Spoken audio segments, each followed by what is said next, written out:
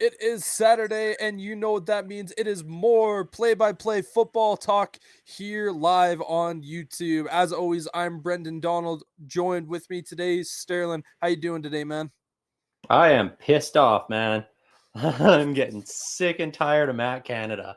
Oh God, that game on Thursday was painful to watch. Other than that, I'm good, but I'm just oh getting tired of that shit.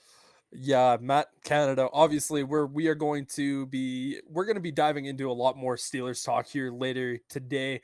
But man, yeah, it is tough and rough to be a Steelers fan right now. Obviously, two games within kind of the last time frame that we've had here, and really the Steelers just haven't looked amazing. You know what? Let's actually start the podcast talking right here, right now about your Pittsburgh Steelers. But yeah, 2 weeks, obviously starting off short week, going up against your rival, the Cleveland Browns, and a game that we both thought would be very winnable for the Steelers. It was going to be a Mhm. running battle. We knew that because Trubisky, Brissett aren't really going to do a whole lot throughout the air. And yeah, the Steelers offense, man, I don't know what to say. Well, They've struggled throughout this entire season, and then you were hoping that the defense was going to show up, and they just didn't. no, and I mean it was a running game through that first half. Yep. Matt Canada was calling a good packages, and he was rotating Najee Harris and Jalen Warren in and out to sort of throw the defenses off, which was perfect. Because Najee Harris is very much a big power guy who's gonna hit you and keep going, and Jalen Warren is quick and sneaky. At being only 5'8", but he also you don't get him down on first contact. No, So it was working well while they were switching that in and out, and then also when they run no huddle, Mitchell Trubisky does well. he does. He's calling the right plays, he's reading the defense well, and he's moving the ball downfield. It's when Matt Canada tries to slow the pace down that it just completely falls apart. Yeah, I don't know what it is. It's like one thing I know about Trubisky, and I've been saying this all week, is that with Trubisky, the things that he needs to do to be successful is he needs to have a team around him. He has a ton of weapons. Like as much Mhm. as we bash Chase Claypool, he can still be an effective weapon, both running the ball and being a physical guy catching the ball. Like he still has Yep. that ability in him. But Deontay Johnson, George Pickens, Chase Claypool, and then obviously your running back room, which was really, really exciting to see them be able to take Harris out and still be effective. But the other thing with Trubisky is he also needs perfect play calling. Yeah. And Matt Canada is just not delivering. And obviously, I'm not a Steelers fan, but watching that, you're looking at going like, it's so frustrating to watch because, George Pickens made arguably the catch of the year, and it's, only the start of week 3. But man, like it's just so frustrating to watch that offense go because the Steelers, they have their defense has played the most plays out of anyone. And Yeah. if you obviously you're missing out on your number one guy in TJ Watt, which isn't favorable, but it's even when he's out there, you can't be out there as much as you are because that is a recipe for disaster. It doesn't matter if you have the best defense to ever play the game, which honestly the Steelers might have one of those generational defining defenses if at the beginning of the year that's something that we looked at and thought was definitely a possibility. But if they're on the field Mhm. 90% of the game, it doesn't matter. Well, and that's a big part of the problem too. The defense was looking gassed at the end of the game there. They were tired. And as you said, they've played more snaps than any other defense in the league at this point on a short week against Cleveland.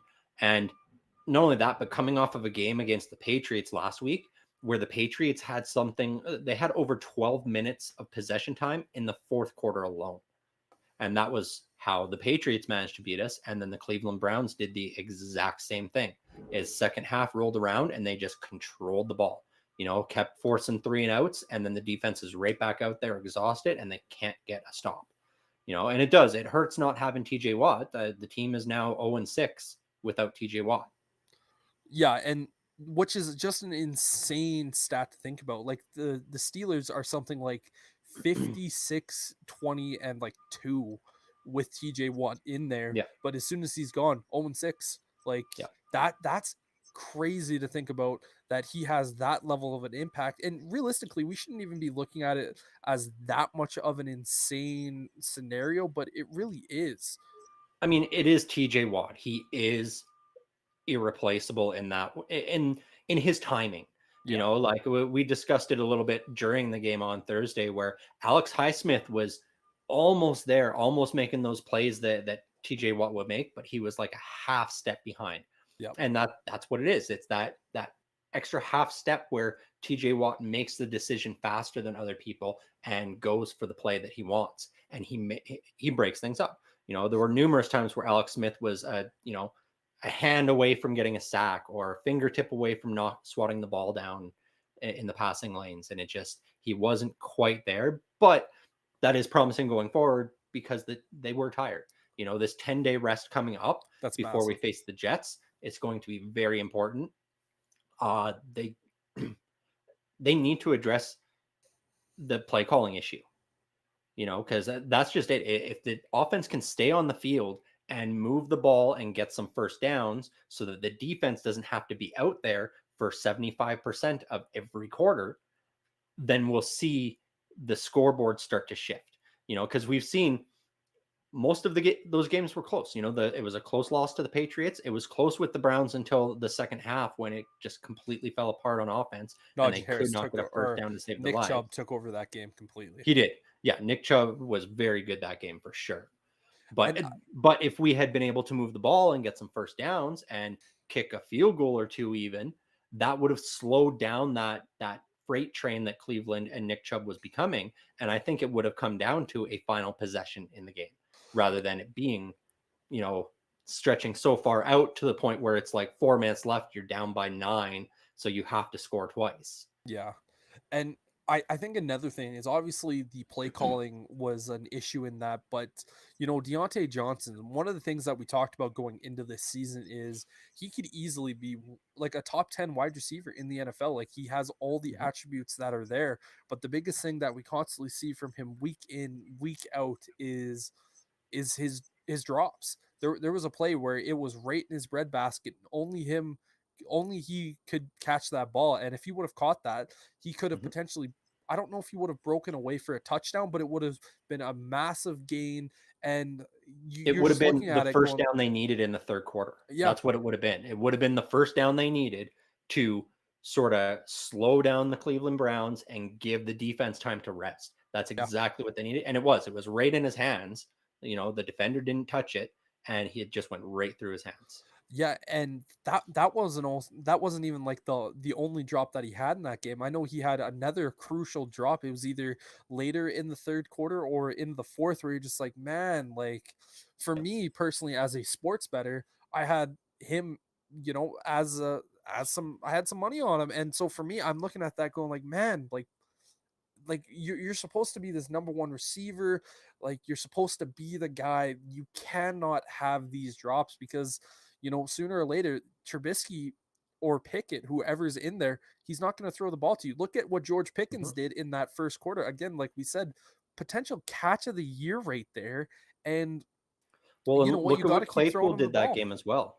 There were several passes over the middle of the field to Claypool. Finally, they were utilizing the middle of the field, and Claypool was making those catches. Other than the one where Trubisky threw it into triple coverage, and, you know, reminiscent of things that you used to see, but luckily it wasn't picked off.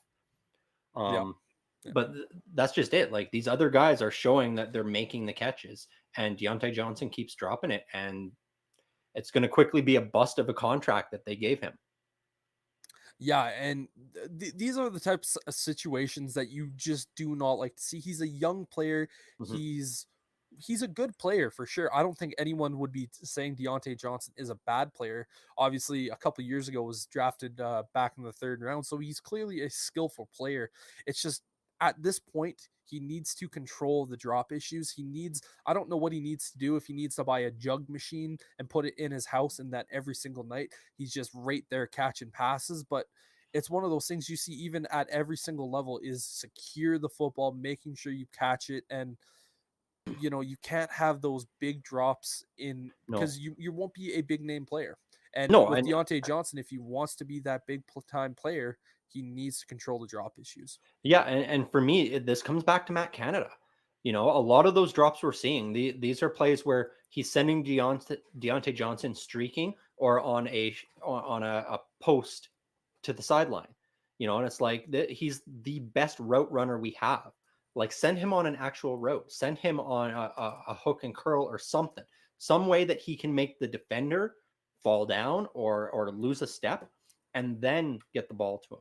You know, if you want to throw it downfield, get Calvin Austin out there. You know, throw it downfield to Gunnar Olszewski or Chase Claypool or George Pickens. We saw he can go up and grab it. Like, you don't always have to do the downfield pass to Deontay Johnson. When he is the route runner, send him on an actual route, you know, to confuse the defense and pull those guys out of their zone coverages. You know, but that's Matt Canada. When he starts playing from behind, it's like his playbook shrinks from this down to about 4 plays, and none of those plays are running plays. Yeah. There's 2 wide receiver screens, there's a quick slant, and there's a running back screen. That's all he runs when he's playing from behind, and you can't win a game that way. No. You know, and I know Mike Tomlin's come out and said, "Oh, we're not making changes at quarterback, we're not making changes at play caller," but at some point he's going to have to do one or the other. And for me, as much as I want to see Kenny Pickett in there, I don't want to see Kenny Pickett running Matt Canada's offense, because, you know, he said he needed a more mobile quarterback. You know, Mitchell Trubisky's mobile. He ran for a touchdown. He ran for almost a couple of first downs. He's good at getting out of the pocket. He's the quarterback you said would be able to run your offense, and he can't, because your offense is not good.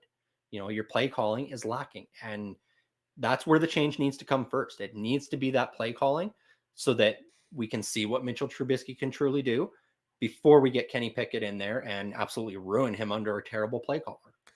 And that's the big thing, is that, like, as much as I would love to see Kenny Pickett in there, because I believe he's the better quarterback between him and Trubisky, to put him out there again, we all know my opinion on first round quarterbacks. I don't care if you're picking one or if you're picking number 32. If you're a first round quarterback, I expect you play in week 1. I know you and I differ on that quite a bit, but at the same point, you know, I don't want to see Pickett out there because of how bad Matt Canada's play calling is, because it's just a wasted year. It's kind of like what I saw from Justin Fields last year with Matt Nagy. You know, what is it about guys named Matt on offensive play calling that they just can't get it done, other than Matt LaFleur? But, you know, it's super frustrating. And for Steelers fans, how do you expect to win games if these types of things continue to happen? Because Well, yeah, it's inexcusable at this point. it is. And it was incredibly frustrating, you know, being down by 6 and then being down by 9, or what was it? It was down by 2 and then down by 9 or whatever it ended up being. But either way, like, you're down. You've seen Mitchell Trubisky can run the hurry up offense, and yet you're still slow rolling your plays, letting Matt Canada make these play calls, and they're little short hitters. And it's like, man, put the ball in this guy's hands that you brought in to be the replacement for Roethlisberger. Let him call the plays. Yeah. Let him run his hurry up offense. You know, it's not like he's ball hogging it and he's just, you know, calling the play and then running it himself on bootlegs or shit. He's spreading the ball around. He adds runs in there as well for Najee Harris or Jalen Warren, whichever running back's in there. Like, he knows what he's doing. He understands the playbook, and he can read the defense. Like, Mitchell Trubisky was a number 2 overall pick. He has the football knowledge to do this. The problem is, it's like Matt Canada doesn't want to give up that control, that power, and it's hurting the team. Yeah, at the end of the day, we're going to continue to watch this team, and either the Steelers are going to get rid of Canada, or they're just going to finish out. Like, I can't see the Steelers ending this year with Matt Canada. It's been 3 weeks, and we've just been constantly disappointed, and it feels like every single week, obviously we do our winners and losers, and the last 2 weeks we've had the Steelers in there just for simple reasons of it. Yeah. All the talk was, oh, Roethlisberger's the problem with this offense. But you know what? Through 3 weeks, this offense looks exactly the same as it did last year. Yeah. Exactly the same. You know, it's got the exact same problems going on, which means the common denominator is Matt Canada. That is the issue here. With a different play caller last year, I think the Steelers had a shot to go much deeper into the playoffs and win more games throughout the regular season. If we had a It's different offensive play caller in there than Matt Canada. And I'm looking at this year, looking at the same thing, going, we're aiming for 9-8 at this point and missing the playoffs. And if we switch that up and we get someone else calling the plays, yeah, maybe that changes. And that's what it really is that they just need to figure if Snoop Dogg is, going up on Instagram and, saying you need to fire this guy, Mike Tomlin, it's Snoop Dogg, man. Like listen to him, because last year it was Ben Roethlisberger's not the guy, and now Yep. through 3 weeks you've got the guy that you said you wanted, and yeah, And I guarantee you, they switch to Kenny Pickett, it's going to be the same shit. We got to make a change at some point. If we go through this whole season with Matt Canada, we don't make the playoffs. Oh, you might not win more than 4 or 5 games. Right? Like unless TJ Watt comes back. TJ Watt is very game breaking to the point where he will win you 3 or 4 games just by being on the field. Yeah, but only winning 3 or 4 games would only put you at 4 to 5 wins, and with the defense that you have, you cannot have this type of play calling. No. And as someone who's a Chicago Bears fan, I've seen the situation of where we have easily the best defense out there. It's just the offense can't do anything, whether it's the players on offense, whether it's the play calling. But after talking so much about the negatives for Pittsburgh, we got to give credit to Cleveland, because they went out there and they played exactly the way they needed to. They looked at it when, we have Nick Chubb and Kareem Hunt in the backfield. We're going to hand the ball off to these guys. We are going to make this focus on that. They did exactly what they needed to do. Their defense went out there and performed. Granted, they did lose one of their linebackers to what looks like a pretty bad, I'm pretty sure it was a knee injury, which hopefully he gets back out there fairly soon and is all good. But the Browns, they're 2-1. We said at the beginning of the year that we could be looking at a Browns team going into this year, getting back until all the way till week 12, when Deshaun Watson gets his first game back in the NFL after his suspension, going, this team could be 0-11, maybe 1-2 wins, but we did not expect the Cleveland Browns to be 2-1. And especially with the one loss coming to the Jets, which they should have won that game. Right now, the Cleveland Browns should be 3-0. 3-0. Yeah, 100%. And Jacoby Brissett as well has been playing very well. He is managing this team perfectly for what he was brought in to do, and he's making a strong case for himself to have a starting job somewhere else next season. Oh, exactly. It's one of those things where Brissett, the biggest thing with Brissett is that you aren't going to get a lot of risky plays. You're not going to get any superstar. He's one of those guys where he is the perfect bridge quarterback. He's one of those guys, if for instance a player gets hurt, your starting quarterback gets hurt, I would look at Cleveland and say, hey, we know you don't necessarily want to trade this guy away, but our starting quarterback just went down. Would you be willing to give us Brissett for a second round pick?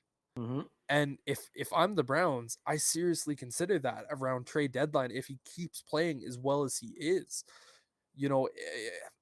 Because we know Jimmy Garoppolo is not going anywhere, and the heat with Mason Rudolph has definitely cooled off, because again, he's not playing. He hasn't dressed for I think the last 2 games, so he is without a doubt cooled off. But yeah, Cleveland, if they keep doing what they're doing, could be a pretty good we might be talking about them making the playoffs once Watson gets back. Yep. But for the Steelers, they need to move on from Matt Canada. And as much as I know Mike Tomlin doesn't do a lot of changes mid-year, this might be the first time, I think potentially ever, we see him fire a coordinator mid-season, which it's so rightfully so. Yeah, it might be the first time we see it, but the way he operates, he's not going to do it unless he's got the guy he wants ready to take that place, unfortunately.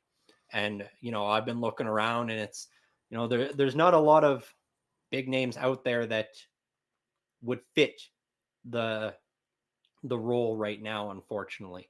This is something where I think what he's probably doing is he's watching college football on Saturdays right now, and he's trying to find which coach he's going to bring up from college ball Yeah. to be his coordinator next year. Yeah. But yeah, taking a look at some of the games that happened last week. Yeah, so any particular game that stood out significantly well for you last week? Um, no, no, because honestly, the only thing that's fresh in my mind right now is this last Thursday game, Yeah. and so none of those games last week were flashy enough that they really made me, you know, remember them post week 3 beginning.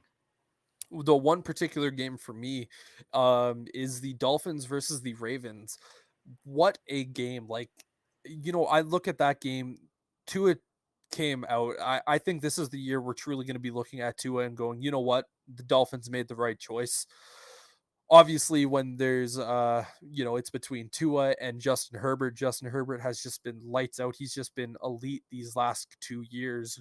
And we haven't really seen amazing play from Tua over his first couple of seasons, but now that he has some true weapons around him, like a Tyreek Hill, and he has a coach that is, a little bit more to his ability. Nothing against Brian Flores.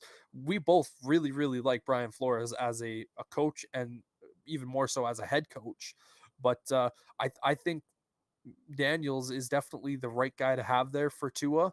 And this Dolphins team looks scary with how they can move their offense. Granted, they didn't play well in the first half, and it looks like the Ravens were going to run away with it. But then they came back and all steam ahead, and they were firing on all cylinders, and they managed to get a massive comeback, 42-38 over the Ravens. And I can't even look at Lamar in that situation and go, this was really his fault, because Lamar played such a good game in that as well, to the point I'm like, man, like, I feel bad for Lamar because the last 2 weeks he's been walking out and looking at the Ravens management and going, fuck you, pay me. And Yep. like, he's been throwing to his wide receivers. He's throwing a lot more really, really good clean balls. Like, he's still a massive threat with his legs. Like, the Ravens are a really, really good team this year. It's just that the Dolphins came out and said, we're better. And in that really, really tough AFC division, especially with the Bills in your division as well, they are going to have to shine this week if they're going to want to win. But that game last week, to me, I was watching it. I also had the Steelers and Patriots game on, but I've definitely focused more on that Ravens Dolphins game. My God, it was a beautiful game to watch, and I'm excited to see the Bills versus Dolphins this week. But we'll get into a little bit of that conversation as well. But another game that I want to look at here is the Jacksonville Jaguars beating the Indianapolis Colts 24-0. And we kind of said this after week 1, where we looked at the Colts when they tied the Texans, going, like, really? Like, you have Jonathan Taylor and you tied one of the worst teams in the NFL this year. So what are we doing here? Like, Indy, you need to figure it out because you have a good team. We know Jacksonville has kind of been a curse for them the last couple of years, but man, they got decimated. I'm honestly looking at the Indianapolis Colts right now, going, you're not ready to hit the panic button, but it might be time, if the Colts continue to struggle this week and potentially even next week, to hit that panic button. Granted, it's only the first 4 weeks, and if you go 0-4, there's nothing to say that you won't finish the season 13-4. But man, it is not a good look for them right now. No, that's tough, and I mean, especially both those games being against division rivals. Yep. You tie the Texans, and then you lose badly to the Jags, which, yeah, it's been something like 6 years since the Colts have been able to actually beat the Jaguars. Which is just crazy to think about. Yeah. But yeah, so that's another game that we're just sitting back going like, wow. Then we see the Washington Commanders lose to the Detroit Lions. The Detroit Lions look like a vastly better team this year, man. Yeah. Well, I mean, when we did our best and worst of the week earlier in this week, we had the Detroit Lions on that list as one of the booms this week for sure. Yeah, they played so well. Jared Goff, 4 touchdowns. St. Brown, he's looking like an absolute weapon. He led the team in rushing and receiving, having I think he had like 3 receiving touchdowns that game. But like the dude was just an absolute monster. Then I think we're gonna kind of move over to the Monday night games. The Titans, man, they they did not look good against the Bills. Obviously, they lost pretty big piece to their offense in the one. Did he go? Did they place him on season-ending IR? Yeah, he is done for the season with knee injury. Yeah, and the Bills also placed Micah Hyde on season-ending IR this Yeah. morning as well, which is a big loss for them. Pretty unfortunate, but you know, for a Titans team that was the number one in the AFC last year, and rightfully so. Like they were rightfully the best team in the AFC at the end of the regular season last year. It's not like they were just like, oh, the Titans. We were like, yeah, no, they deserved that. But they are nowhere close to the same team that they were, even with a healthy Derrick Henry, which kind of felt like he was their entire team last year. It was, I'm going to give the ball to Derrick Henry and just let you do your thing. It again, not necessarily time to hit the panic button for the Titans, but if they continue to play like they do, obviously losing to the Giants in week 1, and then I don't think many people expected them to beat the Bills, but maybe expected them to play better than what they did. Expected it to be competitive, yeah, and Yeah, it wasn't. yeah, 41-7, in the fourth quarter, the Bills have all their starters out because they're up by so much. It's like we don't even need to play Josh Allen or Stephon Diggs and all those guys because what's the point of going up 75-6 or Yeah. 75-7? It just doesn't matter. But then moving over to the Minnesota Vikings versus the Philadelphia Eagles, man, Jalen Hurts, he is looking like the absolute real deal this year. Yeah. Yeah, he's doing everything that the organization expected him to do and required him to do to secure his job going forward after this year. Of course, it is only week 2. We'll have to see if he can maintain that high level of play. But what really helped the Eagles was the defense played much better than they did in week 1, where it was a close call win that they had, whereas this one was much more definitive that they Oh, were the better oh, team out there. without a doubt. Darius Slay also almost had 4 picks in that game, but the big conversation here is Kirk Cousins. We knew he was going into prime time, and I thank you for allowing me to switch my pick. Because Kirk Cousins, man, he is just not the guy for prime time. Like I feel bad for the Vikings fans because unless if when you're in prime time with Cousins or a big game, he's just not the guy. But No. every other scenario, he looks pretty decent. But he was bad. He was bad that game. Yeah, I've seen a lot of jokes this week about, has he had his eyes checked for like astigmatism or anything? Because, maybe he just can't see at night. And that's why he doesn't play very well in prime time. Because, like, he's a completely different guy playing at 11 a.m. on a Sunday to playing any prime time, whether it be Thursday, Sunday, Monday, Yeah. anytime. It, and it's just such a weird thing to see how a quarterback, like, I guess he just can't handle the pressure or the lights get a little too bright for him. Which is not a good. You can't win Super Bowls this way. You can't win You playoffs. usually see the flip of that, where a team will struggle sometimes in that 11 a.m. time slot if they have to play it too often, and then you get them in that afternoon, game of the week or Sunday night or Monday nighter, and they just turn it into another gear. Yeah, and you just can't have that if you're going to be a successful team. But moving over, so we're going to start talking about these games tomorrow. First 11 o'clock game that I want to talk about is the New Orleans Saints versus the Carolina Panthers. This, like, I don't know how I feel about this game because the Saints, Jameis Winston, he's able to move the ball with that offense, but the Saints defense isn't amazing. But I also look at the Panthers right now and I go, you know, Baker Mayfield is not doing anything wrong. He's had a couple of errant passes, but you can basically find every quarterback in the league that have had a couple of errant passes.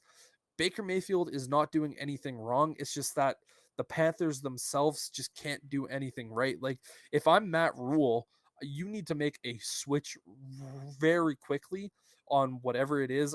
And again, they have Ben McAdoo as their offensive coordinator, which I thought was a very interesting move. We saw him with the Giants for years just be an absolute shit show. So I'm surprised he even got a job back in the NFL. But yeah, the Panthers need to make a very big switch soon, or otherwise Matt Rule is going to be out of a job at the end of the year. Oh, definitely. And I mean, this could be the week for them, to try and turn things around a bit, because I have been checking some of the injury reports, and Jameis Winston hasn't been practicing this week with a sore back and ankle, and so that could limit his mobility and his ability to throw it downfield. That being said, me, I don't really have much faith in Baker Mayfield. If the Panthers were starting a different quarterback, I'd say the Panthers hands down are going to take this game. But with Baker Mayfield in there, he's too streaky and too emotional, and not the good kind of emotional where he turns it into touchdowns. He doesn't get the job done. Yeah, for me, I definitely have a lot more confidence in Baker Mayfield than you do here, Sterling. But yeah, with this game, I don't really, like I said, Baker Mayfield has done really nothing wrong in my opinion. He's been playing fairly good. It's just the team around him just isn't doing much. I have to go with the Saints here on this one. That's going to be my pick of this week, just because I feel like they are more of a complete team. They're playing better, sound football. And I just don't know what Carolina needs to do to start winning some of these games. They need to start converting into touchdowns. And I don't think this is a Baker Mayfield problem.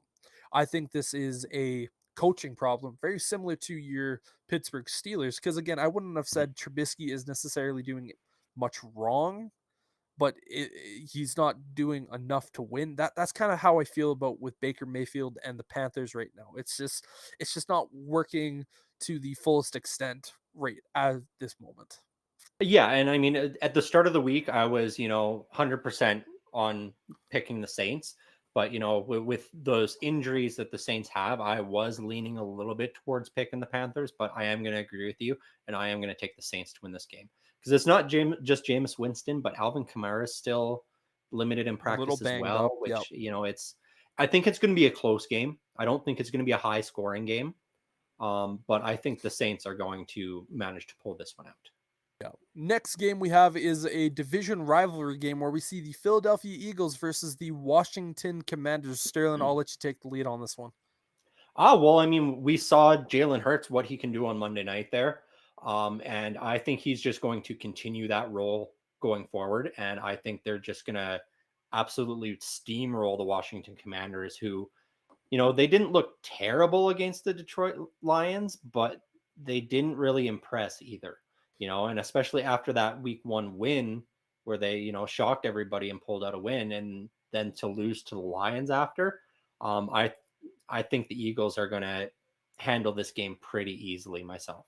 Yeah, and for me, I do typically always judge on kind of quarterback play, and as you know, I'm not a fan of Carson Wentz. I don't think he can get the job done. And last week, he wasn't horrible, but he wasn't good either. And this team, it just doesn't look like things are clicking at the moment. And I have a lot of faith in Jalen Hurts. I'm a big fan of Hurts. I'm very, very big fan. But the Eagles, man, they're just playing so well at the moment. It's hard for me to look at the Commanders and say, with how well the Eagles are playing, like this division right now is the Eagles to lose. Yeah. And I just do not feel like the Commanders are going to be able to keep up with them. No, I agree. The Eagles are going to win this easily, especially if their defense continues to grow and evolve like it did this last week against Carson Wentz. You got lots of opportunities. He's really only got one weapon in Terry McLaurin. And so you shut that down, and they got nothing in Washington. They're just going to have to hand the ball off to Antonio Gibson a bunch of times and, punt it a bunch. Yeah.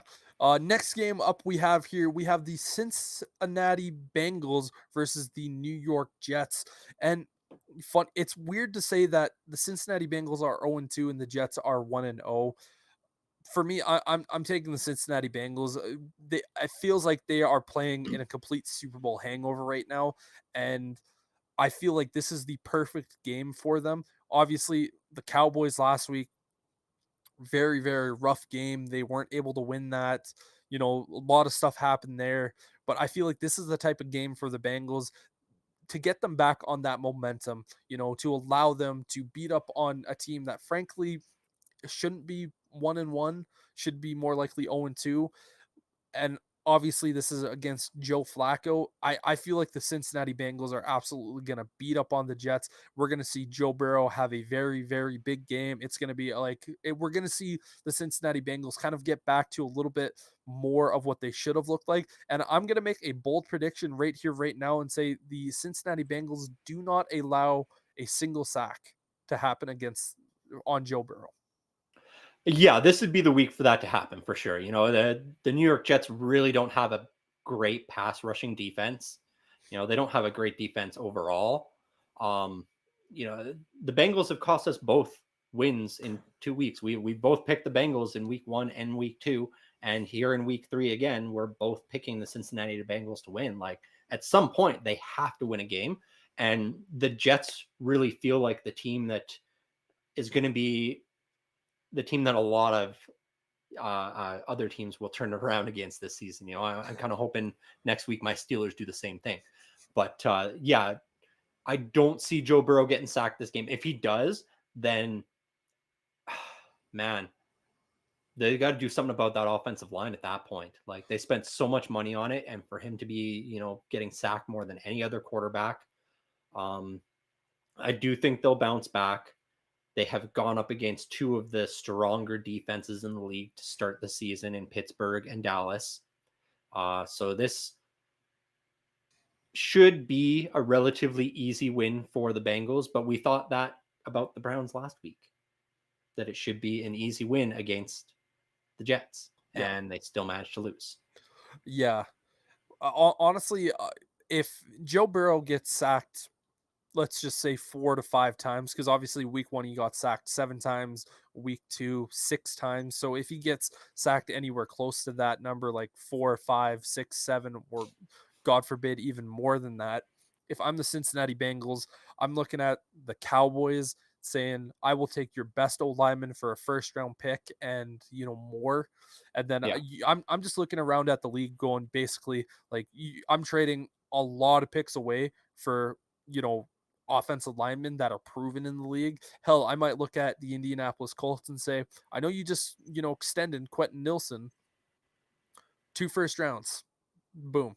We need to protect this guy, and honestly that would be worth it for me. And if I'm the Indianapolis Colts going, you know what, with the way they're playing right now, it might be worth it for them to trade away Nelson to a team like the Bengals, get those 2 first round picks.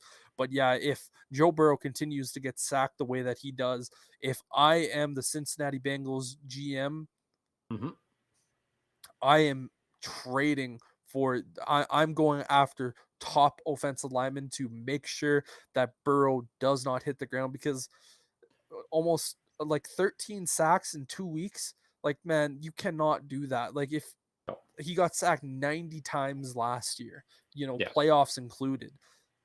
If we've already seen him get injured for an entire season, if you want to keep this guy on the field, and I have said this many times and I will continue to say this, Joe Burrow, if you give him just a little bit of protection, he will be the best quarterback in the league, hands down, no questions about it. And they tried to do that this offseason. They spent a lot of money to get him that little bit more protection, and they're not doing their jobs. And then on the flip side of it, the Bengals defense has been lackluster. Yeah. Which is concerning for sure, because I know you don't consider Joe Flacco to be a premier superstar quarterback, and he's not. But he played a lot of years with the Ravens, and he spent a lot of time beating up on the Bengals and the Browns. And, we saw him go off last week, and managed to make a comeback to beat the Browns.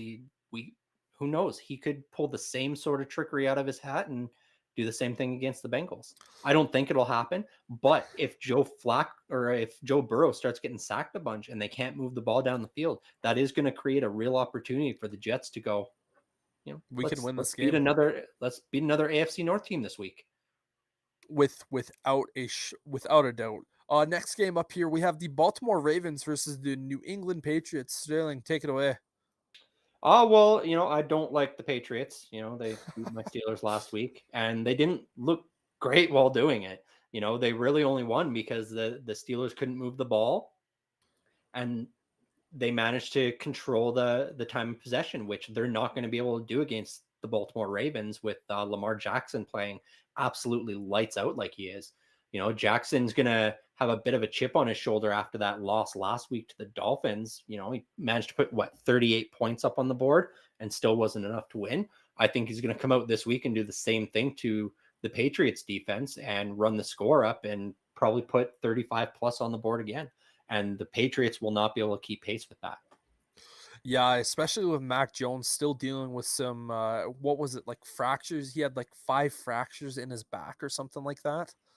Or am I thinking of Something something like that? Yeah, where he just wasn't 100%. But from what we've seen with the Patriots so far this year, it's just, again, the Steelers should have won that game, and I believe they would have won that game if, Matt Canada wasn't calling the plays for them. But my God, man, like the Ravens just feel like a different animal right now. And coming off of that loss to Miami, Lamar, he's gonna again walk out there, look up at the Raider or the Ravens GM and go, "Fuck you, pay me," and put up just an absolute game. So yeah, I'm going with the Ravens. Yeah, definitely. Ravens hands down. The concern there is, much like I said with the Bengals, is that defense. Yeah, They're allowing too much. If you have to score 40 plus points just to win a game, that's not sustainable through the playoffs. Sure, it's going to get you to the playoffs, but you're going to very quickly get beaten up by some of these teams that have stronger defense, like the Buffalo Bills or the Kansas City Chiefs. yes, I totally agree. If you have a very explosive offense, it's great, but if you can't stop the opposing team, you know, sooner or later, a defense is gonna figure you out and just catch you off on an off day, and you're gonna get blown out.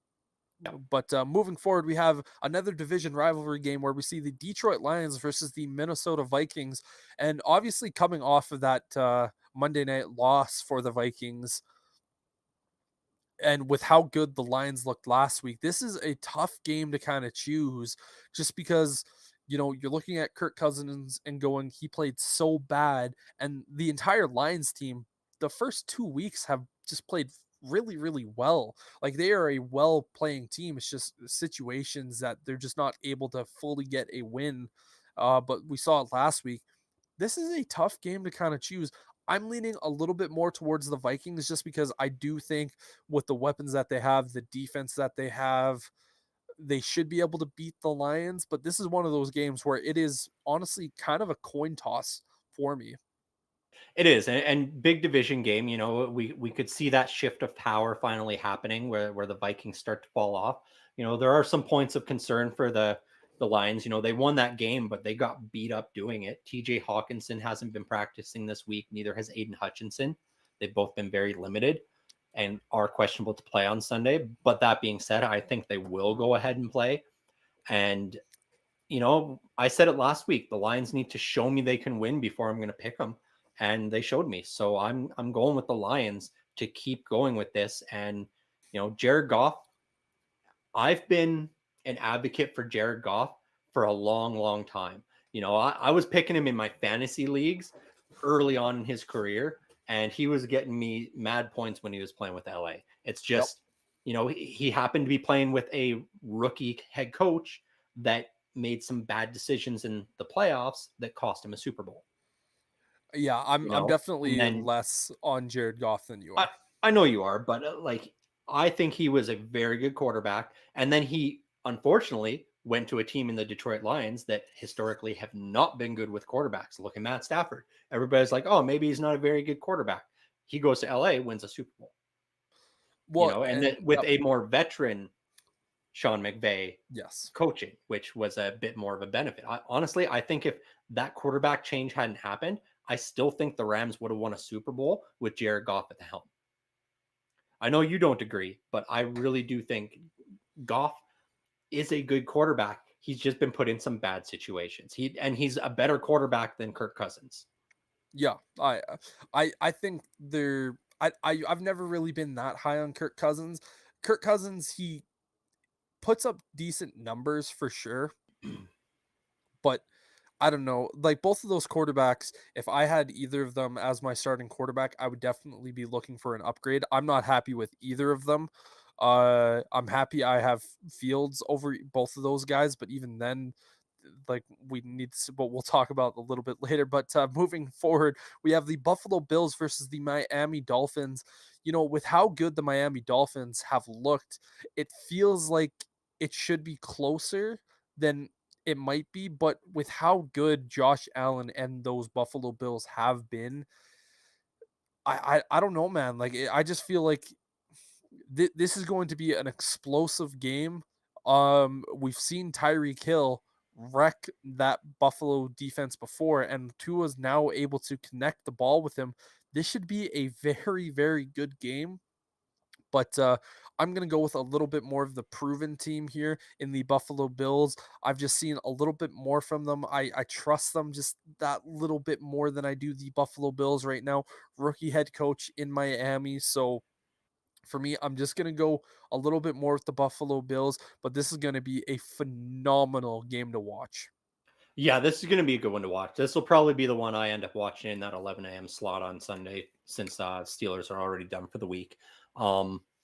Yeah, this is going to be a really good game, man. My concern is, I was all for the Bills, but their defense got beat up last week, and seeing what Tua was able to do against the Ravens, and Tyreek Hill is starting to get more comfortable there. Sure, Josh Allen's going to be able to put up points, but so did Lamar Jackson. I think Josh Allen probably will be able to put up 30, 35 points. But, no Micah Hyde. They lost one of their starting cornerbacks, Dane Jackson, as well, is out for the rest of the year. That defense is going to be hurting this week in Buffalo. And the game is in Miami as well. So, honestly, I think the Dolphins are going to win this first meeting between these two teams this year. What an upset that would be. And it doesn't even really Yes. feel like that much of an upset either because of how good the Dolphins have looked this first 2 weeks. And for me, Yeah. I struggle with this game because again, Buffalo is just the team to beat this year, but Miami also feels like they're just the hot team right now, and they're obviously at home. And it And feels like I think it's just those injuries on defense that's going to trip up the Buffalo Bills. In a game on the road, losing the cornerstone of your defense in Micah Hyde, because he is the linchpin of that secondary, and then having a cornerback go down as well to an injury. That's two spots that, two guys that you're going to be lacking now against an explosive passing offense that's going to be able to tear up your secondary, unfortunately. yeah. So moving over to what feels like probably the easiest game to pick this week, which is the Kansas City Chiefs versus the Indianapolis Colts. Like this Kansas City Chiefs team, they've played two tough. They've played one tough game and then just completely dominated another team. But with how bad the Indianapolis Colts have looked, against teams they should have beat. They should have beat the Texans. They should have beat the Jags. Like to me, this just feels like it's a no-brainer. Like, do I see Matt Stafford going off? Maybe if Jonathan Taylor has a historic game and rushes for like 500 yards and like 6 rushing touchdowns, maybe there's a hope that the Colts could win. But man, like what else can I say? This is an Indianapolis Colts team that has been nothing but disappointing versus a Kansas City Chiefs team that looks better than what we all expected. Yeah. Yeah, and that's just it. I don't have much to say about this game either, because I looked at it and it's Chiefs. It looks like Chiefs all the way. There's no reason for you to pick the Colts. To play devil's advocate, the only way the Colts have a chance here is if maybe the Chiefs are looking ahead to next week because they think that's going to be an easy win. We've seen some upsets already happen this year. We saw the Jets beat the Browns last week. We saw the Lions finally win a game early in the season. So, it could happen, but really there's no way that any logical football fan could pick the Colts to beat the Chiefs right now. It's Chiefs hands down.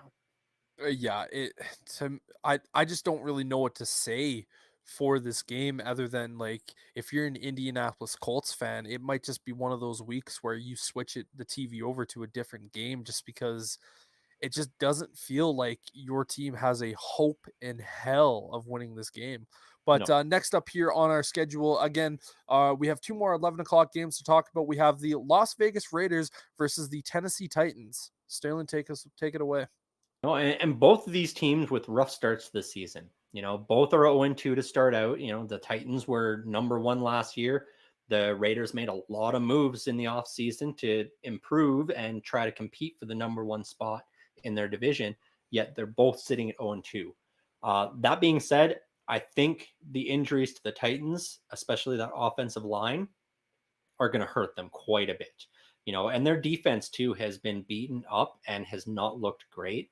I think we see the Raiders finally be able to command a game, keep control of a game, and close out a game for their first win this season against the Tennessee Titans. I don't see the Titans being able to pull off some magical win like the Cardinals did against them last week, because let's be real, Ryan Tannehill is not on the same level as Kyler Murray. Not even close. They're on different planets. Yeah. Yeah, I have to agree with you. Like the Raiders really dropped the ball last week, and that was a game that they should have won. They should have put the Arizona Cardinals at 0-2, and they completely fumbled the ball. And like obviously that first week against the Chargers, they played really really well against the Chargers. They just weren't able to compete with them fully. But this feels like the Raiders that this is going to get them back on track, and hopefully for them they are able to carry this win into moving towards what we thought they were going to be throughout the throughout the offseason, and be this powerhouse and potentially trying to fight with the Chargers and Chiefs at that top of that division, because it started out this year where we were saying all 4 teams in that division could potentially be fighting for that playoff spot. But now, it really kind of feels like a 2-man race, which is really, really strange to think about. And it hasn't necessarily lived up to the hype, but the Raiders, if they go out there and dominate the Titans, it could be a very different story. Yeah. Final 11 o'clock game here. We have the Houston Texans versus the Chicago Bears. Sterling, I'll let you take it away before, my depressed ass talks about my team. Fair enough. Well, I mean, your team had a tough outing against Green Bay on Sunday night, man. Aaron Rodgers apparently still owns the Bears, despite me. Daddy Rodgers. Daddy Rodgers. Yeah. I really thought the Bears would have a better showing, and at least be able to keep it close, and they couldn't. That being said, this is a Texans team. And I think the Bears are going to be able to have themselves a bit of a bounce back game. Not a whole lot going on off the field for the Bears right now. I know Roquan Smith hasn't been practicing this week. His hip's been a little sore. Jalen Johnson also has been questioned. But I do see both of those guys likely being in to start the game, but I don't think they'll need to stay in for very long because this Texans team is just garbage, man. So I think this will be a good showcase game. It'll give the Bears a real chance to increase their confidence and build upon something going forward into the coming weeks and get themselves back on the side of winning games. So as always, when I talk about my team, I never sip the Kool-Aid anymore. I have zero faith in this team whatsoever. To me, with this team, they need to win this game, and they need to win it convincingly. I do not want to see it coming down to a field goal at the end of the game to win it. They need, and in my opinion, they need to win by like 20. because this Houston Texans team is a very, very bad, bad team. They were able to go up against the Colts and tie, and they did decently well against the Denver Broncos, which was a shock. So this Texans team is better than what people are giving them credit for. But to me, with the Bears now having the number 32 rated passing attack, so for through the first 2 weeks, and the one of the worst run defenses in the league, man, you need, like, if the Bears lose this game, I genuinely don't know if I'm going to watch another game from them this year, because if they perform poorly, I have them to win this week. This is the first time this year I've said the Bears are going to win. Last week I said the Bears were going to get the shit kicked out of them by the Packers, and that's exactly what happened. But Justin Fields needs to show up this week, go up against one of the worst passing defenses, one of the worst run defenses in the league. The Bears need to convince me that they can compete this year. Because right now, looking at that NFC North division, if I had to pick 1, 2, 3, 4, Bears are 4. Yeah, And I would agree, unfortunately. And this week, granted, the Bears played 2 Super Bowl contenders in both Green Bay and San Francisco, and they're 1-1. But if the Bears do not convincingly win this game against the Texans, in my opinion, you tear this shit down, which is kind of what they already started to do with the offseason. And you just again, new coach, they don't have any loyalty to Justin Fields. They like Justin Fields, but that means they don't have loyalty towards him. Mm-hmm. And in my opinion, if he can't get things going with this offense, everything around him, they need to show me, very similar to the way that you talk about the Lions, is that they need to show me something. The Bears need to show me something now. Otherwise, I don't know if I'm going to continue watching them for this year, because again, it's just waking up pain, pain, pain, pain. I will always be a Bears fan, but it might just be a season where I just take a step back and go, you know what? I'm a neutral party here. And I'm picking the Bears to win this, but they need to show me and convince me that they can still compete this year. Well, and certain key guys as well. Like your defense is not looking bad. Aaron Rodgers made them look bad, but that's what Aaron Rodgers does to defenses. You still have a good defense there. And we talked about this in the offseason. Allen Robinson leaving, Darnell Mooney, was he good enough to be a number 1 guy? And he hasn't shown that yet. He needs to step up and become that number 1, because that's really what Justin Fields is lacking right now, is a number 1 target. He's got a great tight end in Cole Kmet. You got a good number 2 in Darnell Mooney, but he's got to elevate himself so that the other guys can come up with him. It's not just Justin Fields that needs to impress. It's Darnell Mooney needs to make a case for him being the guy, because there's other wide receivers that have not been signed to contracts out there yet that at this point could be a better option as your number 1 wide receiver than Darnell Mooney.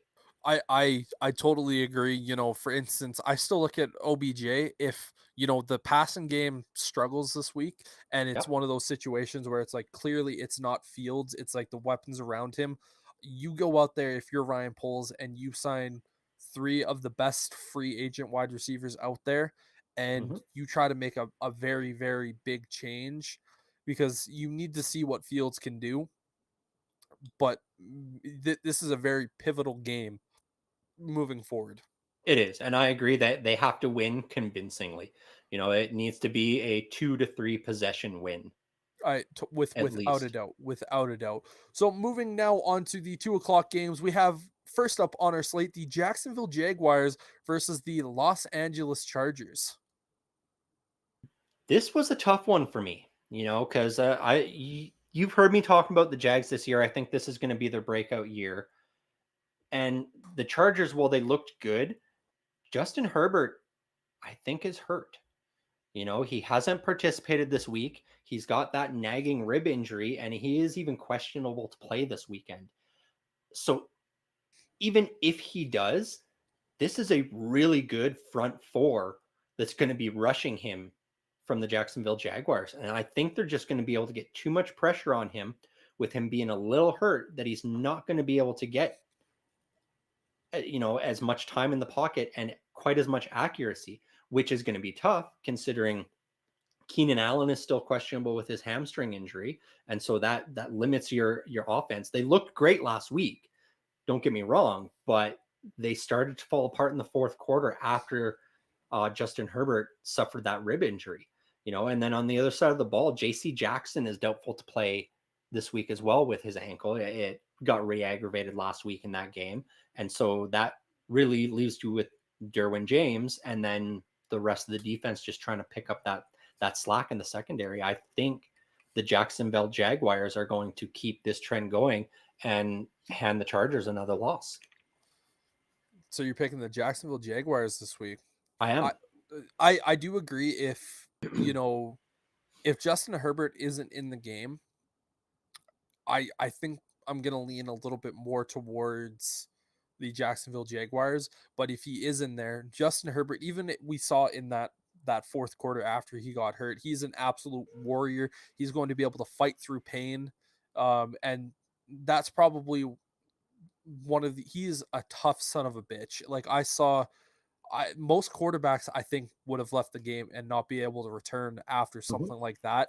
If Justin Herbert is in that game with how good that Chargers defense is, yes, JC Jackson is questionable, but we still need to remember that they have Khalil Mack and Joey Bosa on the other side versus an offense in Jacksonville that hasn't convinced me to this point yet. And I think we might see Trevor Lawrence play a little bit scared. We're seeing two of the best Premier League edge rushers. And to me, this game all depends on if Justin Herbert is in or he's out.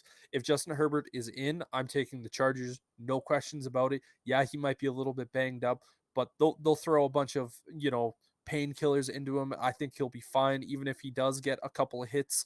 The dude is so tough, and I have so much faith in him and belief that even if he's hurt, he's going to be able to do something. But if he's out, I will probably change that to the Jacksonville Jaguars. So for me right now, this is still a conditional pick, waiting on until we see what Justin Herbert is.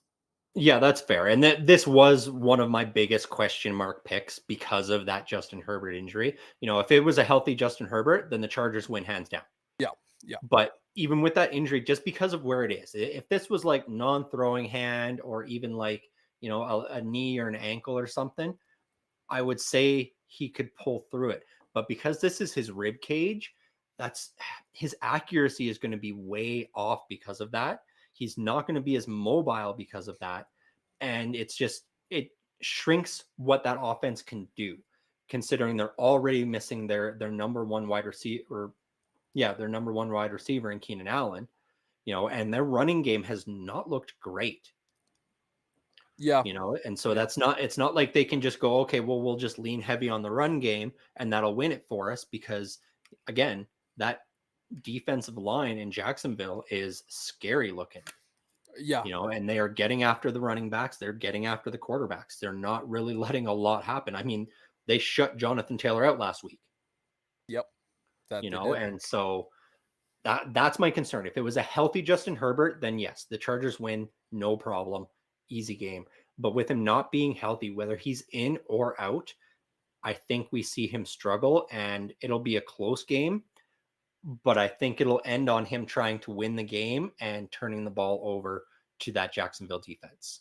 Yeah, again, for me, it's very conditional. If he's in, I'm picking Chargers. If he's out, I'll pick the Jags. But I don't think there's any chance of him actually being out. I think he'll be in there unless maybe they didn't get rid of that one doctor that, when injecting people tends to hit the lungs. And then maybe he might be out. Taylor, yeah. What a guy. So, but yeah, we'll see. Moving forward, we have the Los Angeles Rams versus the Arizona Cardinals. This feels like it should be a pretty decent game because obviously week 1 the Rams looked horrible. So did the Cardinals. But in week 2, the Cardinals had that magical comeback win over the Raiders, and Kyler Murray really, really took over that game. Like, it wasn't even a question mark there. Kyler Murray won that game for the Cardinals. And the Rams did look better in week 2, without a doubt they did. But this should be a fairly good game. If I had to choose a team, I'm going to go with the Rams. I just have a little bit more faith in them. I think they're probably just the better overall team, and I have a lot more faith in their defense than I do the Cardinals. But this is going to be a good game, man. I agree. This will be a good one as well. And I think what we saw from the Rams in that week 1 is the same thing we've been seeing from the Bengals these first couple weeks. It's a bit of a Super Bowl hangover. Yeah, They were pretty weak in week 1 there. And, as we discussed, Matt Stafford was possibly playing a little bit hurt. He still a looked little better hurt. last Yeah, week. And so I don't think that the Rams defense will collapse in quite the same way that the Raiders defense did. And so while this will be a good game, it will be close. I don't think Kyler Murray is going to be able to, run for 80 yards to run in for a touchdown from the 20-yard line and then, get 2-point conversions at the end or anything like that. I do think the Rams will win this one, and probably pretty easily. yeah. I don't know if I'd call it easily, but I definitely look at the Rams to win this game here. So moving over to our next game, we have what probably might be one of the worst games this week: the Atlanta Falcons versus the Seattle Seahawks. It's one of those games where we're looking at two teams that we consider bottom feeder teams. This game is very similar to the Bears and the Texans game, of where it's probably like they're both bad teams playing against each other, but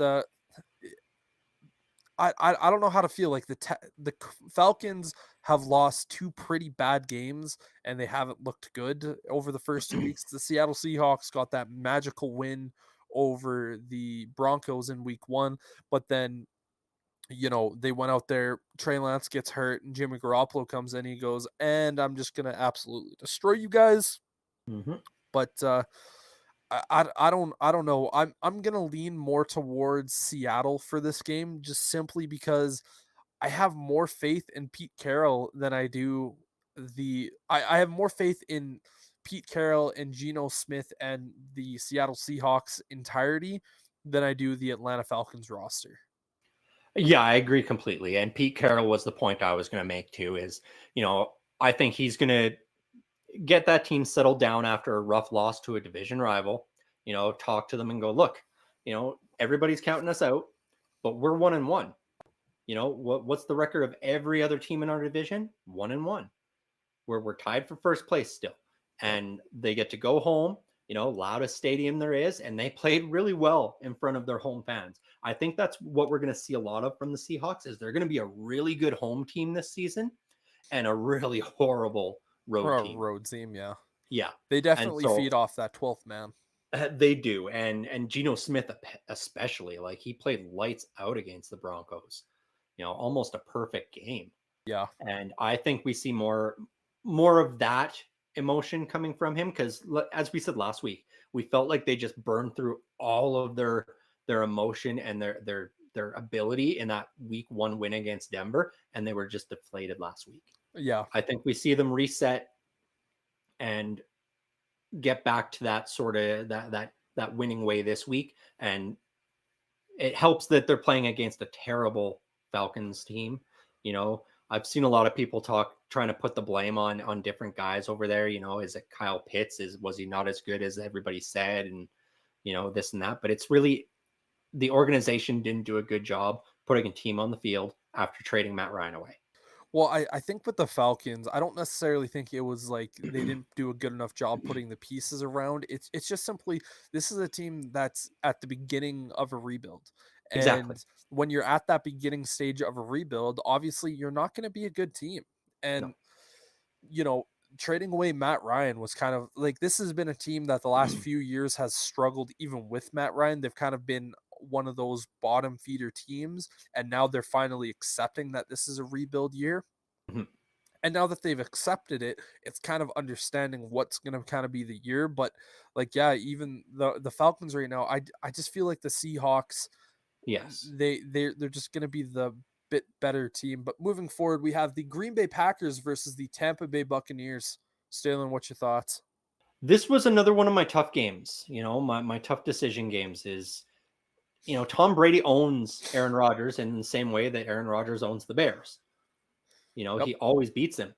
But unfortunately, I don't know what happened with Mike Evans. Are they upholding his suspension this week? Yeah. So he is out for this week. Yes.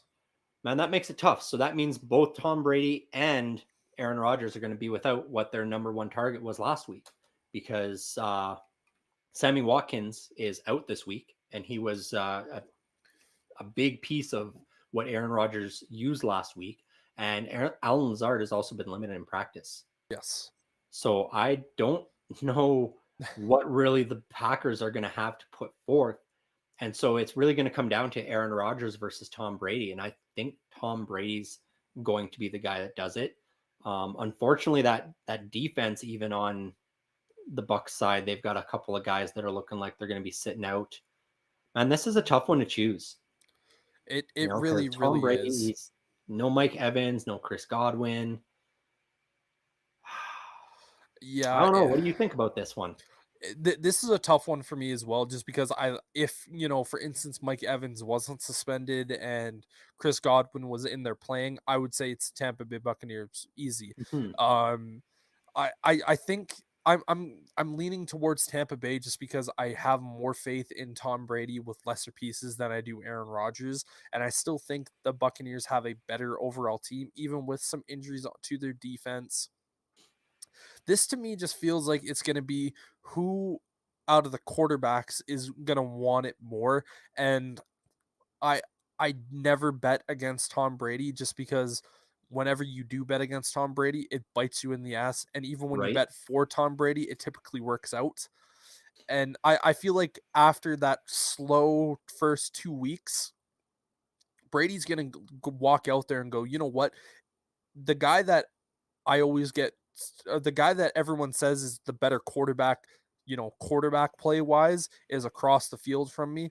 This is the last time I'm ever going to play this guy. I'm going to go out there and dominate him and sit him down and go, listen, you might have the 4 MVPs and the 1 Super Bowl ring, but I'm the big swinging dick in this league, and you need to bow to Papa Tom.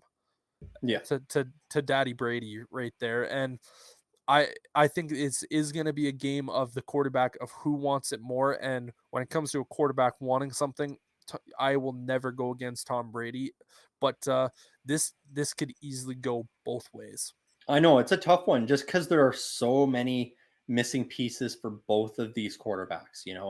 Like there's several wide receivers out for Tom Brady, several wide receivers questionable for Aaron Rodgers, and even if they're in, they've played questionably. Yep. I think it might come down more to the run game. I think whichever team can move the ball on the ground better is going to be the one that wins. And thus far, Green Bay has definitely been the better running team. Yeah. But then again, I have to agree. Tom Brady's 3-1 right now against Aaron Rodgers. I think he just pushes that to 4-1 and solidifies that he's the better of those two quarterbacks. And like you said, last time they play against each other, unless somehow they meet in the playoffs this year. Yeah. I think you're right. The Bucs. But that is probably the toughest game to choose just because they're both Hall of Fame quarterbacks, and they're the two very best to have ever done it, in my opinion, or like two of the best to have done it ever. And it's so hard to really choose one over the other because both of the teams haven't really looked amazing throughout these first part. Obviously, Rodgers, the weapons that he has around him definitely aren't the same caliber. But then you also look at Brady he basically missed the entirety of his offseason. So like he's still kind of getting used to this year. And they're so hurting on offense. They signed Cole Beasley to a contract this weekend. We're anticipating bringing him up to play on Sunday because so many wide receivers are out hurt. Because even Julio Jones hasn't practiced this week with the knee injury.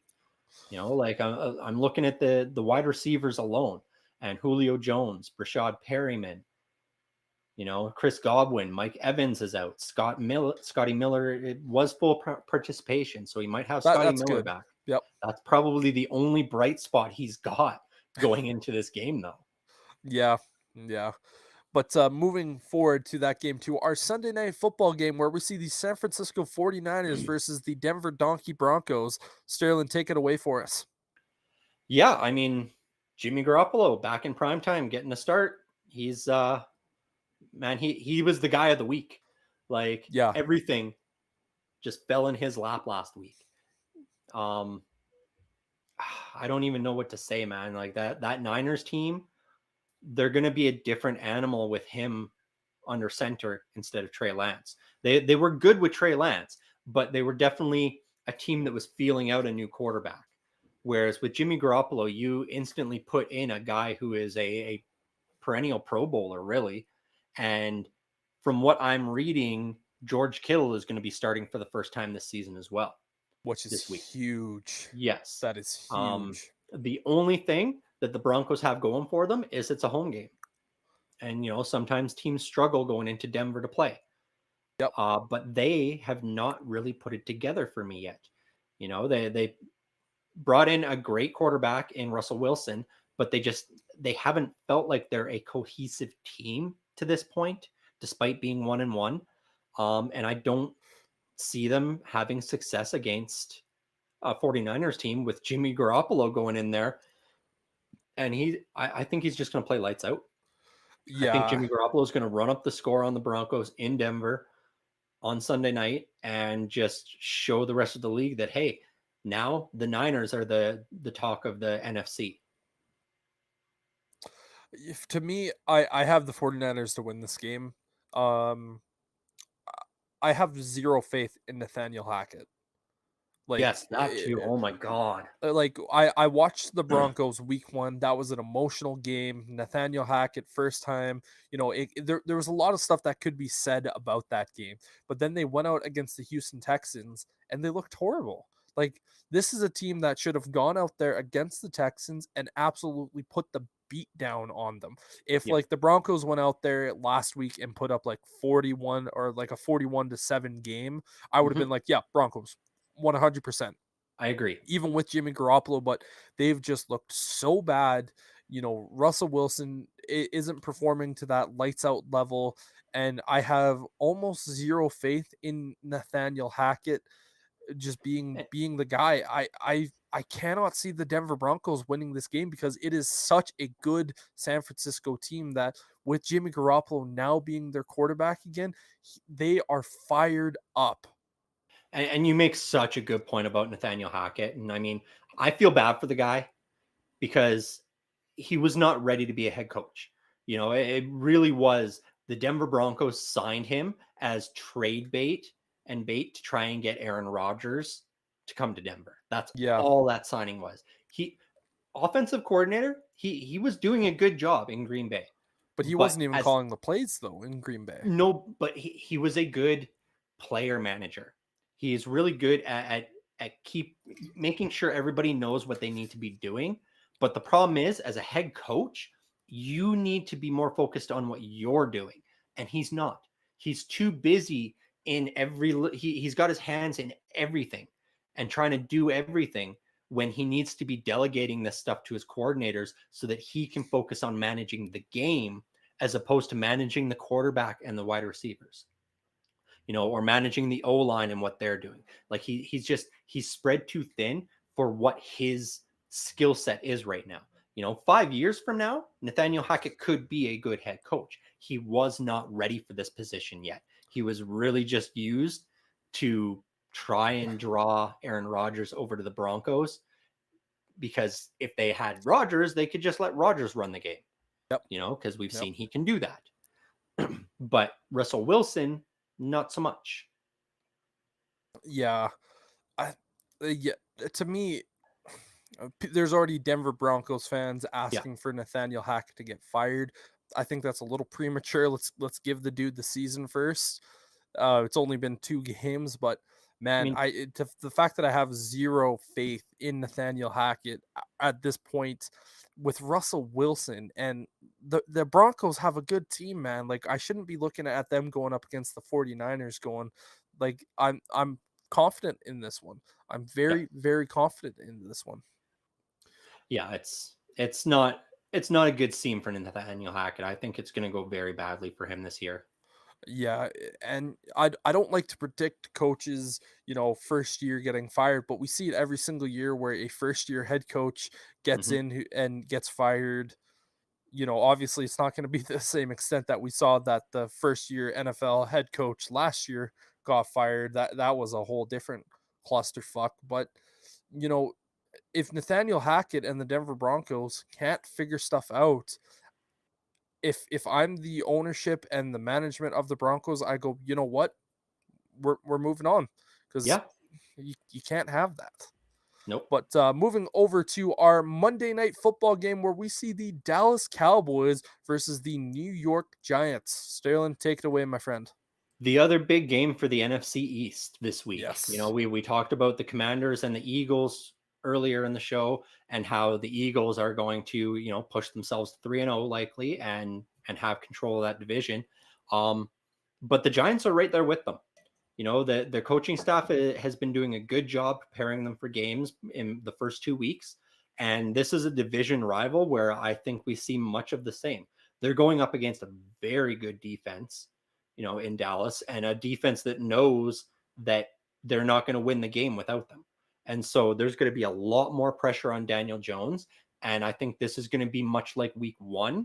It's going to fall into Saquon Barkley's lap. If Barkley can get over 100 yards against this Dallas defense, then the Giants will walk away with a win this week. And I think that will happen. I am picking the Giants to beat the Cowboys. Yeah, I have also tentatively picked the Giants to win this game just because they have just impressed me so much this year. Obviously, week 1 going up against the Titans and getting able to have a win there, and then having a really close game against the Panthers last week.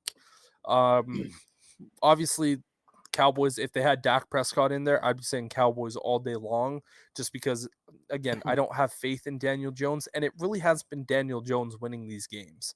It is Yeah. 100%, in my opinion, been Saquon Barkley going out there and having he's showing that he needs to get that payday after the last 2 years of kind of being in and out of injuries. And to me, I feel like it's going to be a very close game, but if I had to choose a game that I'm gonna go with, or a team that I'm gonna go with, it feels like it's gonna be a running back battle, and I have a lot more faith in Saquon Barkley with how he's been playing, especially this year, than I do over Ezekiel Elliott. And but this is gonna be an interesting game to watch. That and the coaching staff, Brian Dabo has really shown that he knows what he's doing. He's a He, guy. he came ready, and he has done a phenomenal job with this team so far in the offseason and through the first 2 weeks. I I think if it came down to a coaching battle, Dabo's going to win that battle as well. Yeah, I have more faith over him than McCarthy. And Right? I'm kind of thinking about this. If Dabo actually had like a really quality quarterback on his Mm-hmm. roster, the Giants would be a scary team. Well, Like that's what I was saying. Remember when we were talking about our bold predictions a few weeks ago? I yep, didn't expect the Giants to start 2-0. I expected them to start 0-2 yep. and then implode and go after Jimmy Garoppolo, which would have completely turned this team around, because if they had a star quarterback in there, this would be a completely different look team. And then they'd be able to lure certain guys like maybe Odell Beckham Jr. back into the fold and turn it into just a dynamic offense. But yeah, going into next season here, um, we're obviously Daniel Jones is, I believe he's in his 4th year. Yep. I don't know if they picked up his 5th year option, but there's no way that Jimmy Garoppolo is going to be re-signing with the San Francisco 49ers at the end of this year, because he knows he's not going to be the guy. And that's when the 49ers are really going to have to put all their, eggs in one basket with Trey Lance, because that's year 3. You traded 3 first-round picks to go up and pick that guy. So you Yep. kind of need to use him. Obviously, this was the year that we were supposed to see what he was. A season-ending ankle injury. There's not really much that you can really pick on for Lance for that, because it's a freak accident that happened. But I could very easily see the New York Giants going after a Jimmy Garoppolo if he has a really, really good, consistent year this year. And Yep. maybe another guy that they could go after is a Jacoby Brissett. If because again, like I said earlier with him in the Cleveland game, he's not going to wow you, not going to wow you in the slightest bit. But you know what? He doesn't take any risks. He's very consistent and he gets the job done. And we've seen if he has good coaching around him, which I do believe Stefanski is a good coach, and if he has some good running backs around him, like what the Giants do have in Barkley, it could be a really decent situation. Right. And there's a dark horse in there as well, because Lamar Jackson has been playing lights out, and Mhm. he has said he will not play under the franchise tag next year. He Has will. he say that? He came out and said that he's like, I'm not playing under the tag next year. Oh, that is news to They're me. either paying me or they're trading me. And so if they still decide they don't want to pay him, they're likely going to have to trade him. And that would be a steal for the Giants to go out and get somebody like Lamar Jackson to run their offense. That would definitely be a very interesting thing. Obviously, we would see many, many, many picks go in for we would see a lot of picks going to the Giants in the terms for that. But should I trade McLaren and Pitts for Fournette? No. No. I appreciate the question there, but Fournette is definitely going to be a guy who's going to get you some yards on the ground, but obviously you have McLaren, who is really Washington's best weapon. And there's going to be weeks where he's going to be good. There's going to be weeks when he's poor, but overall he's going to be fairly consistent. And Pitts, he is playing for a poor team. I might consider doing Pitts for Fournette.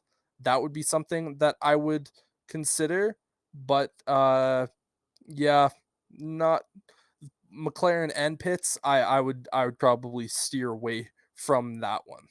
Yeah, because I mean, even with the Commanders being 1-1, I do believe Carson Wentz is still one of the top 3 in passing yards this season so far. Which is So, insane to think about. well, and that's the thing. Like Wentz puts up numbers, he just doesn't put up wins. Yeah, And so McLaurin's still going to put up good numbers for you week in and week out. He might have 1 or 2 weeks throughout the season where he's a little lacking when he's up against, one of the premier man-to-man shutdown guys. But beyond that, he's going to be good. Whereas Fournette, he's an aging running back who isn't getting all of the carries, who's usually on the injury report every week, even though he does end up starting. It's only a matter of time before that wear and tear just gets too much. yeah, And yeah, Kyle Pitts, that's just an unfortunate situation. yeah. Like great tight end, but just doesn't have much around him to get him the ball. But yeah, at the end of the day, I say if you were really trying to trade for Leonard Fournette, I would keep McLaren because he's going to be Mhm. more consistent. I would trade away Pitts for Fournette if whoever you're trying to trade for in that scenario goes. But I would say if you would keep McLaurin, but if you're gonna make a trade, it was gonna be Pitts for Fournette. For me, that would be the trade I would make in that scenario, not both guys for Fournette. But yeah, it's really unfortunate for Pitts this year just because of the situation that It he's in. is. And I assume this is fantasy football, It the is question fantasy, that we're yeah. getting here. And I mean, well, why so hung up on Fournette? There's a lot of other running backs out there that you take a look in the free agent pool, see what's there. Take a look at some of the number 2 guys, because we're starting to see the injuries start to catch up with teams, and there's some second stringers that are still sitting in a lot of leagues, not on teams yet. Even the guy backing up Leonard Fournette. Like start taking a look around at some of those guys, and then keep Pitts for those quiet weeks where you maybe don't have a great tight end to play. Yeah, I do like Fournette as a back because he is one of those guys that he's not going to lead the league in fantasy points. He's going to be one of those guys. He's a hard-nosed runner. Mhm. He's able to get you some hard runs. But again, yeah, it would be all dependent on who's available free agency wise. If you're looking at Fournette and trying to trade Fournette for McLaurin and Pitts, if the other guy was to accept that, I'd be all over that, Yeah. because, but yeah, if you were trying to trade both of those guys away for Fournette, I would say look around. Pitts again, I would still like to keep Pitts, but yeah, for Fournette, he's gonna be a consistent guy. He's not gonna get you a lot of yards, but he's going to be able to get you a decent amount to the point where you're not really struggling per se. But yeah, kind of moving forward. Obviously, we always do our top 5 power rankings here at the or when we're starting to get closer. But if any more questions, please fire away. We're happy to answer any and all situations there. But yeah, Sterling, who would you say is in your top 5 for your power rankings right now? Well, I've still got the Bills up there at number 1, despite the fact that I have picked them to lose this week. Still got the Chiefs up there in my number 2 spot. What's changed is the Dolphins have skyrocketed themselves up into that number 3 spot. And if they can pull out that win against the Bills, then they will be, fighting it out with the Chiefs for that number 1 spot in my book. Beyond that, 4 and 5 was a little tougher. The Eagles played really well this week. I think the Eagles have to have some credit and get that number 4 spot. And until the Bucks lose, I'm going to keep them in my top 5. Yeah, it's definitely for me. I have the exact same. I have the Buffalo Bills at number 1. Then I have the Tennessee or not Tennessee, Kansas Kansas City City. Chiefs Yeah. as my number 2. I'm actually going to jump up and say the Philadelphia Eagles are going to be my number 3. I've just been so impressed with Jalen Hurts. Obviously, like I've said, I'm massive fan of Hurts and cannot. He's really showing it this year, and with how good that defense looked last week against Kirk Cousins. Yeah, it was Kirk Cousins on prime time, but I have a lot of faith in them. I really like what I saw from that team, and the more and more that they continue to improve and just build more chemistry with AJ Brown and Jalen Hurts, that's going to be absolutely huge for them. My number 4 spot is going to go to the Miami Dolphins.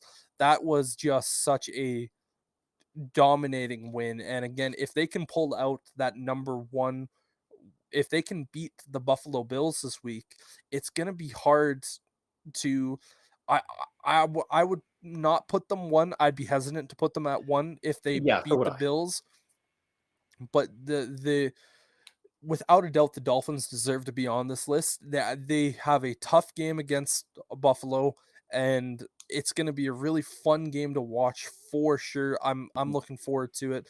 But The, yeah, for the, me, the go ahead. team for me that's on the bubble, though, is that 49ers team. Like I couldn't put them in my top 5 this week because we've only had a small sample of Jimmy Garoppolo. But if he blows up against the Broncos this week, then they're going to be launching into my top 5 next week for sure. Yep, fair enough. But funny enough, for my number 5 spot here on the power rankings, I'm actually going to pick the New York Giants, Yeah.